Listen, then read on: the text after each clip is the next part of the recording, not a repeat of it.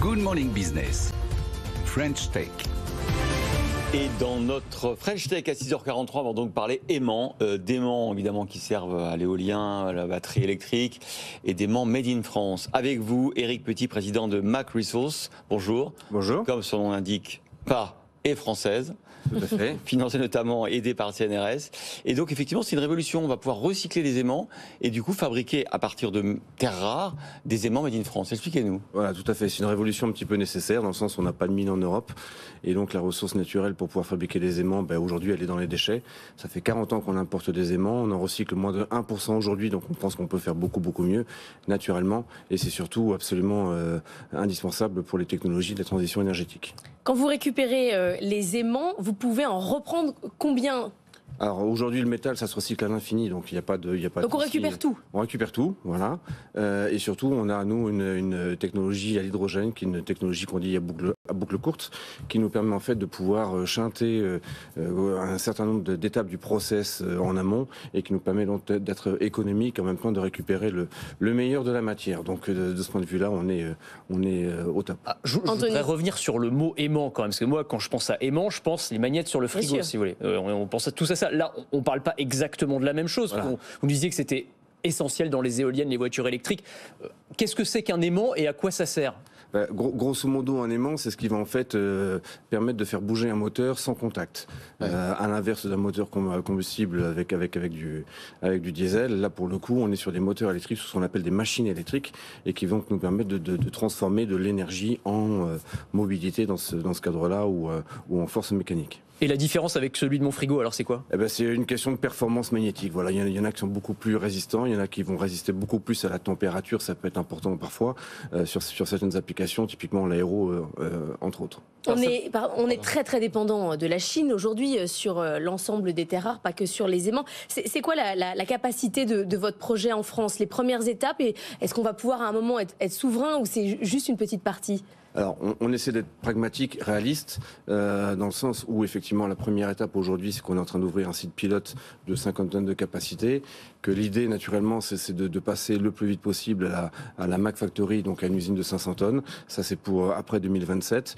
Grosso modo, on vise le France 2030 dont on entend tous parler. Et ça va nous permettre d'être un petit peu plus souverain. Alors, on ne pourra pas faire forcément des grosses quantités, mais en tout cas, l'idée, c'est naturellement d'avoir cette usine de référence qui nous permettent de dupliquer ça, même à travers l'Europe. 500 tonnes, ça représente quelle partie de besoin en aimant, et est-ce que d'autres entreprises comme la vôtre font la même chose dans le reste de l'Europe ? Alors aujourd'hui, il y a beaucoup de R&D qui se passe, ouais. Beaucoup de laboratoires qui travaillent sur différentes technologies de recyclage. Encore une fois, les enjeux sont les mêmes de toute manière. On est des précurseurs par rapport à ça. Et puis 500 tonnes, pour répondre à votre question, c'est quelques pourcents. D'accord. Donc on est quand même, le marché global fait à peu près 20 000 tonnes en Europe, mais va doubler d'ici 2030.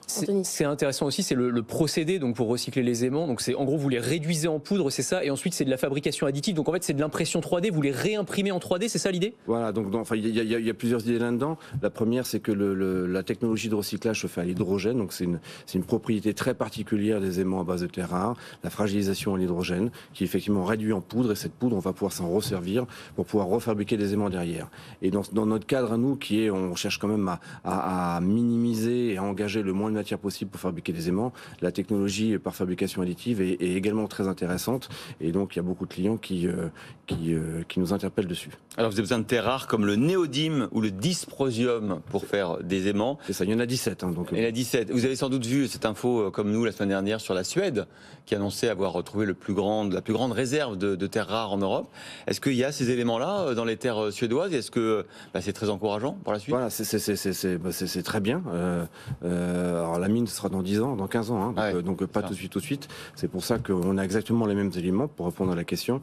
Le recyclage est important maintenant pour pouvoir être souverain, et ça c'est indispensable pour certaines entreprises, certaines technologies, secteurs industriels qui sont très très dépendants.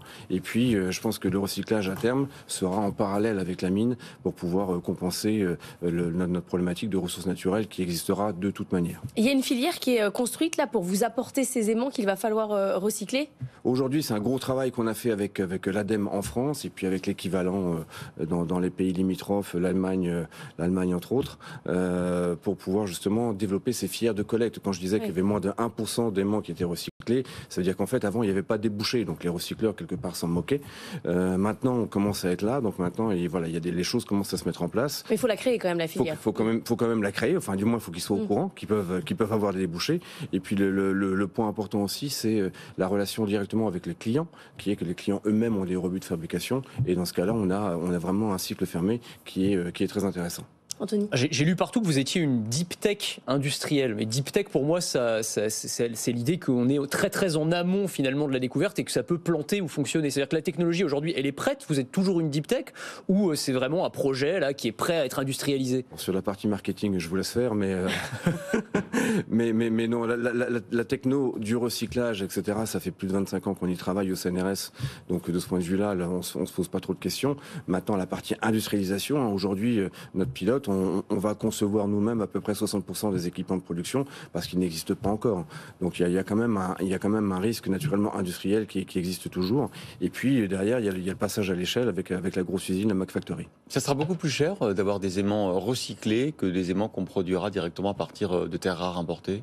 Grâce à notre techno en boucle courte, on se dit qu'on est à peu près compétitif puisqu'on va avoir de la matière moins chère, de la matière première moins chère, la ressource secondaire. Deuxièmement, encore une fois, on va complètement occulter toute une partie du process amont, donc ça nous met plutôt sur de bons rails. Derrière, après, forcément, aujourd'hui, le but du jeu, c'est pas de faire simplement un copier-coller des Chinois, c'est vraiment d'apporter de l'expertise à nos clients et de leur apporter des aimants différenciants. Aujourd'hui, la problématique de la transition énergétique, c'est que tous nos secteurs industriels cherchent à passer à l'électrique et donc ont besoin de se différencier les uns les autres aussi. La voiture électrique, c'est 25%, je crois, de l'utilisation des aimants dans le monde, l'éolien 10%, le reste... Ça monte beaucoup. Ça monte beaucoup. Voilà. Et le reste, c'est quoi alors les cas d'usage industriel, l'aéronautique? Alors l'aéronautique beaucoup, les ferroviaires beaucoup, on en a des aimants dans chacune de nos locaux, les robots naturellement de plus en plus, les pompes, il y a beaucoup de secteurs industriels. L'électronique aussi? En plus l'électronique, en plus des secteurs grand public, électronique grand public, les frigos, les clims, tout ça il y a des aimants. Voilà, Mac Resource et son président Éric Petit avec ce site pilote de recyclage d'aimants. Je suis sûr que vous aurez droit à une visite d'Anthony Morel. Ah ben, j'adore. Merci d'avoir été avec nous.